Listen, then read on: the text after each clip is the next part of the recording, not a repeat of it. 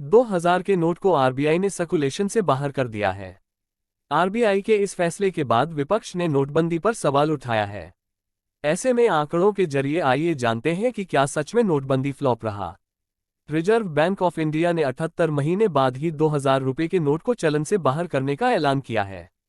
RBI के इस फैसले के बाद विपक्ष और सोशल मीडिया यूजर्स नोटबंदी पर सवाल उठा रहे हैं।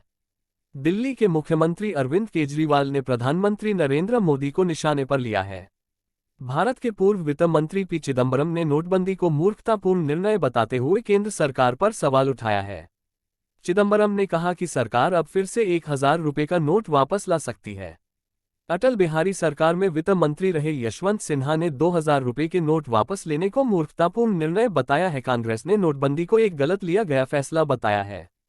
पार्टी अध्यक्ष मल्लिकार्जुन खड़गे ने 2000 रुपये के नोट को सर्कुलेशन से बाहर करने को पर्दादारी बताते हुए जांच की मांग की है।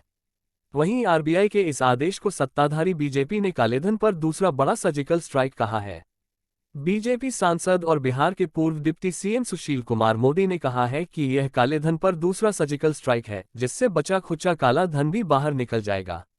सुशील मोदी दिसंबर 2022 में ही 2000 के नोट पर बैन करने की मांग कर चुके हैं। मिनी नोटबंदी पर आरोप प्रत्यारोप के बीच आंकड़ों के जरिए आइए जानते हैं, नोटबंदी के बाद भी 2000 का नोट क्यों सर्कुलेशन से बाहर करना पड़ा।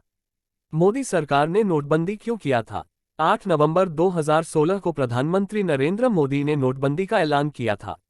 उस वक्त 500-1000 के नोट को चलन से बाहर कर दिया गया था। सरकार ने फैसले के पीछे भ्रष्टाचार खत्म करने को वजह बताया। बाद में मोदी सरकार ने सुप्रीम कोर्ट में भी हलफनामा दाखिल कर नोटबंदी का कारण बताया। नवंबर 2022 में सुप्रीम कोर्ट में केंद्र ने बताया कि नोटबंदी को गलत निर्णय नहीं कहा जा सकता है। केंद्र ने कहा कि प्रधानमंत्री ने आरबीआई के सुझाव पर ही इसकी घोषणा की थी। नोटबंदी की तैयारी 6 महीने पहले से आरबीआई कर रही थी।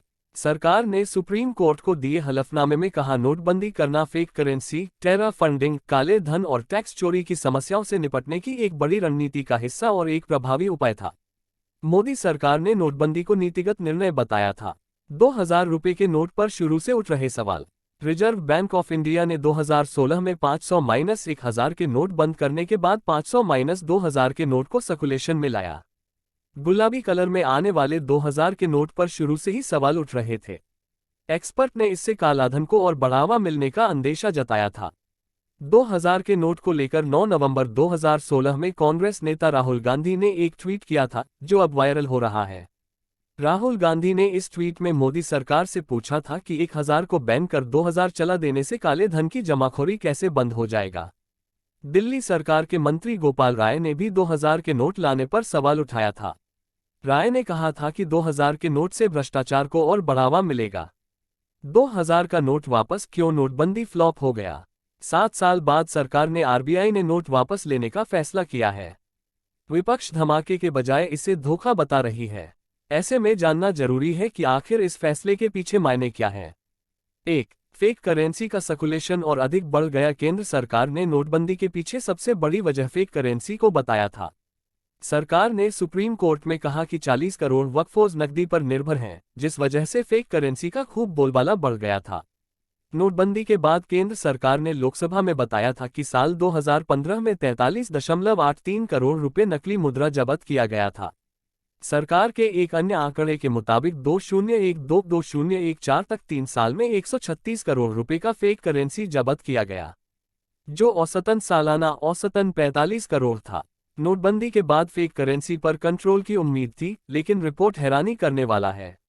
एनसीआरबी ने अपनी रिपोर्ट में बताया कि नोटबंदी के अगले साल यानी 2017 में 55.71 करोड़ रुपए के नकली नोट जब्त किए गए।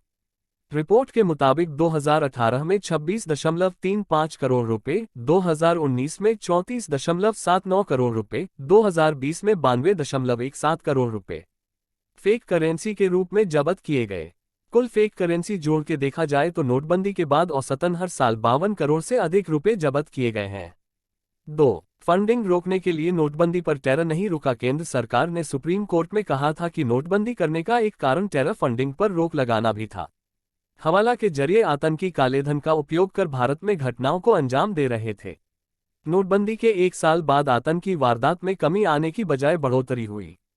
2017 में 342 आतंकी वारदात सामने आए, जिसमें 40 आम नागरिकों की मौत हो गई। 2018 में यह आंकड़ा और अधिक बढ़ गया। 2018 में 614 घटनाओं में 39 लोगों की मौत हो गई। नक्सली वारदातों में भी काफी ज्यादा कमी नहीं आई है। नोटबंदी से पहले साल 2015 में 3 बड़े वारदात को अंजाम दिया था, जबकि 2016 में ये संख्या 6 पर पहुंच गई। नोटबंदी के अगले साल यानी 2017 में नक्सलियों ने पूरे देश में 9 बड़ी घटनाओं को अंजाम दिया। 2018 में यह आंकड़ा 21 पर पहुंच गया।